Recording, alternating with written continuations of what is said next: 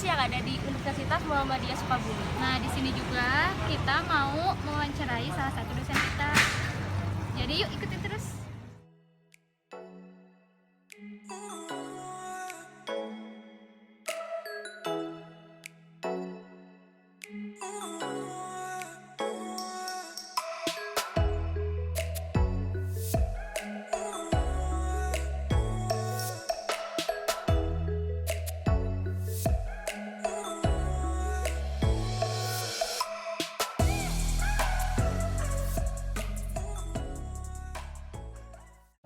Oke guys, sekarang kita akan melakukan wawancara dengan salah satu dosen administrasi publik.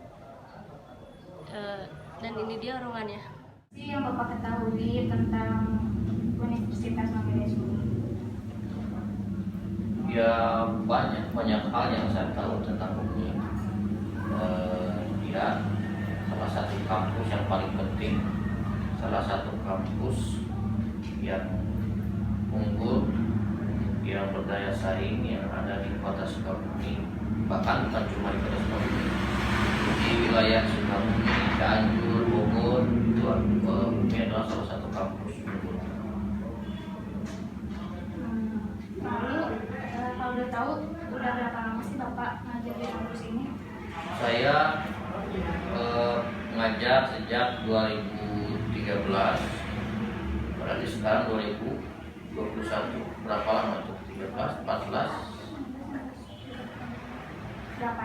8 tahun ya? Ya 7 tahunan lah. Saya pertengahan 2013 bergabung, berkhidmat, mengabdi di UMI ini dan sampai saat ini. Lalu untuk pengalamannya sendiri, pengalaman apa saja yang Bapak dapatkan selama mengajar di sini? Banyak pengalaman tentang apa dulu? Pengalaman bertemu dengan mahasiswa yang pintar-pintar, kayak Halida. Banyaklah pengalamannya. Pengalaman berinteraksi dengan dosen-dosen yang sangat baik, konstruktif, mensupport. Pengalaman banyak hal pengalaman yang saya dapatkan dari UMI, khususnya tentang pengembangan diri saya, pengembangan keilmuan, kapasitas, pengembangan diri, kemampuan, keislaman. Saya banyak ditempa, banyak belajar dari kampus kita tercinta ini. Boleh sedikit ceritain nggak Pak? Pengalaman mengajar mungkin? Pengalaman mengajar, yang mengajar itu mengajar adalah proses transformasi pengetahuan dan nilai, bukan cuma pengetahuan, tapi sebetulnya yang paling penting adalah transformasi nilai dari seorang pendidik kepada sebagai. Dalam prosesnya, dinamikanya begitu luar biasa, mengalami banyak sekali tantangan ya. Salah satu pengalamannya bagaimana berhadapan dengan mahasiswa, menghadapi mahasiswa yang macam-macam itu, latar belakangnya, tingkat pengetahuannya, kemampuannya, biar menyampaikan satu nilai yang bisa ditangkap dengan baik oleh mereka. Pengalaman tentang mengajar berikutnya umpamanya terkait tentang perkembangan teknologi di kampus kita ini luar biasa ya. Sekalipun kita di kota Sukabumi, tapi perkembangannya sangat up to date, yang mengikuti perkembangan teknologi yang dipakai di dalam dunia pendidikan baik di skala nasional maupun internasional. Contohnya kita hari ini mengadakan perkuliahan secara PJJ disupport oleh berbagai teknologi, diantaranya ya ada LMS, sebelumnya ada e-learning. Jadi dari waktu ke waktu, dari tahun ke tahun, proses belajar dan mengajar di UMI itu dinamis. Ada sesuatu yang baru, di mana dosen itu dituntut untuk meningkatkan kemampuan dia juga. Jadi bukan cuma mahasiswa yang belajar, sebetulnya ketika dosen mengajar di UMI itu dia dituntut untuk belajar.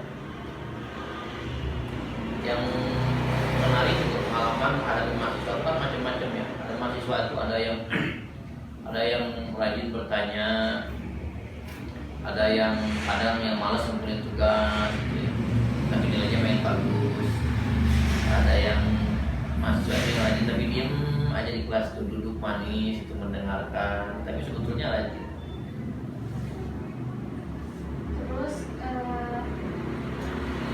kan apa sih, setiap kampus itu memiliki ciri khas yang sama Pak. Ya. Nah, dari kampus UMI sendiri apa sih menurut Bapak ciri khasnya gitu dibandingkan yang berbeda dibandingkan kampus yang lain? Ya, kampus UMI ini pertama dia adalah amal usaha Muhammadiyah. Dia punya ciri khas kalau dia menjadi bagian dari Perserikatan Muhammadiyah. Kita bisa lihat ciri khasnya di visi misi lembaga ini. Yang identitas utamanya pertama tentu keislaman. Kampus ini ingin unggul dalam bidang keislaman, tapi juga dalam keilmuan.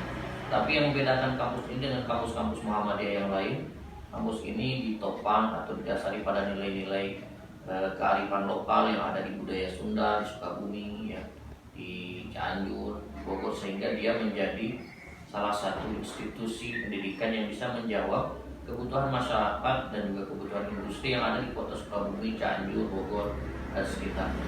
Jadi kampus ini dia kampus Islam, dia punya ruh Islam, punya nafas pergerakan Muhammadiyah, tapi dia juga unggul dalam keilmuan, dia juga punya basis nilai-nilai kearifan lokal yang berbasis dan nilai-nilai Sunda yang bisa dipromosikan pada komunitas nasional dan global. Jadi kampus ini adalah corong perpaduan berbagai ide dan nilai-nilai yang positif. Nah, melihat kondisi sekarang nih Pak lagi COVID, dan melihat kondisi yang terjadi sekarang, apa yang Bapak lakukan dalam menciptakan apa sih mahasiswa agar tetap aktif dalam belajar? Kan kalau misalnya belajar online itu kayak daring nih, kameranya mungkin ada yang harus aktif dan enggak, dan kalau misalnya enggak kan kadang sambil tidur gitu, ada aja kan mahasiswa yang enggak ngedengerin. Ya, itu tantangannya. Jadi PJJ itu sebetulnya bukan berkaitan hanya sebatas dengan online platform ya, seperti Zoom, Google Meet, LMS, e-learning dan sebagainya. PJJ itu perpaduan dari berbagai pendekatan tadi. Dia proses pembelajaran yang asinkronus. Asinkronus itu tidak sinkronus, artinya tidak konvensional di mana kita bertatap muka secara langsung antara mahasiswa dengan dosen pada tempat yang ditentukan, waktu yang sudah disepakati pada waktu yang bersamaan. Asinkronus tidak, dia pembelajaran bisa terjadi dengan tidak dibatasi ruang dan waktu yang ketat. Artinya proses transformasi ilmu, pengetahuan, nilai, kemudian keterampilan bisa berlangsung sekalipun ada batas waktu, ada perbedaan waktu antara dosen dan mahasiswa. Itu kelebihannya. Tapi tantangannya harus ada komitmen dari mahasiswa untuk betul-betul ingin meningkatkan kapasitas dirinya, karena ini pendekatan PJJ atau pendekatan asinkronus itu yang disebut dengan student center learning, pendekatan pembelajaran berbasis atau berporos kepada mahasiswa. Jadi mahasiswa take a key role, plays a key role, dia memerankan peran utama, bukan dosen. Dosen hanya sebagai fasilitator dalam proses pembelajaran. Mahasiswa itu sendiri yang menggali apa yang dia ingin tahu, apa yang ingin dia kembangkan, apa yang ingin dia cari. Kemudian dia difasilitasi oleh dosen dalam bentuk sarana, prasarana, dalam struktur, infrastrukturnya disediakan oleh kampus dan nilai-nilainya nanti disediakan oleh dosen.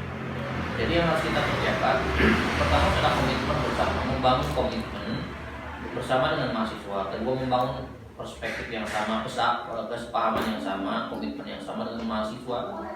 Umpamanya perkuliahan itu tidak mesti ada jadwal yang ketat, tidak mesti harus dalam pola yang konvensional, tetapi ada komitmen yang dibangun bahwa nanti kita akan sama-sama mencapai target A, B, C dan seterusnya. Jadi lebih kepada di situasi itu lebih kepada membangun komitmen, kesepahaman, dialog, diskusi dengan mahasiswa. Makanya platformnya lebih banyak platform diskusi. Dia sama dengan podcast pada umumnya, sama dengan konsep ngobrol di warung kopi, tapi lebih substantif, berisi. Dan itulah keilmuan hari ini. Kantor hari ini tidak mesti di ruang kantor, dia bisa mengenal ke working space, bisa kerja bareng di kafe, diskusi juga sama. Kalian bisa mengikuti perkuliahan sambil minum kopi, dengarkan katakan molota atau musik di kafe, dan dosennya bisa di rumah, di taman, yang lain bisa di tempat rekreasi, tetapi semuanya terkoneksi pada satu ide yang sama. Kita mengkonsumsi ide yang sama, yaitu yang harus kita lakukan, meningkatkan kreativitas, membangun komitmen, kesepahaman dengan mahasiswa sehingga kita mencapai satu target untuk mengembangkan kapasitas diri. Tidak boleh kaku kalau dalam pendekatan PJJ itu. Jadi kembali lagi mungkin ya Pak ke mahasiswanya. ya kembali lagi komitmen bersama mahasiswa dan dosen. Itu yang lebih dekat. Pertanyaan terakhir, apa sih harapan Bapak untuk kedepannya dalam mengajar di kampus ini? Kalau mungkin lebih umumnya lagi dalam meningkatkan pendidikannya.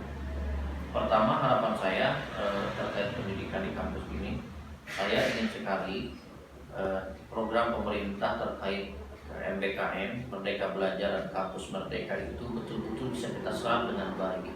Sekalipun polanya bisa berbeda dengan yang disampaikan oleh pemerintah, tapi spiritnya bisa kita tangkap dan bisa kita jalankan.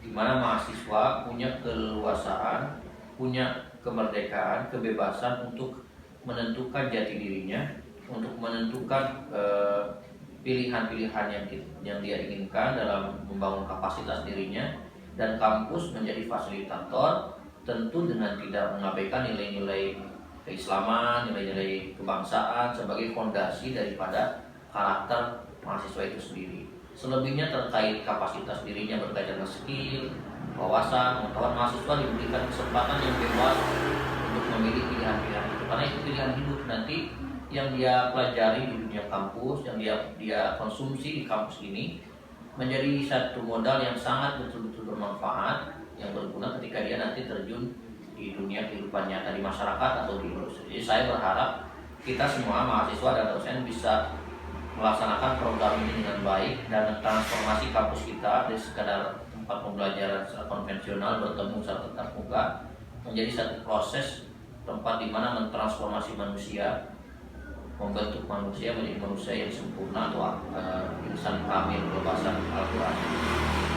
Manusia yang sempurna, manusia yang paripurna, yang mengenal jati dirinya. Saya kira itu harapan saya.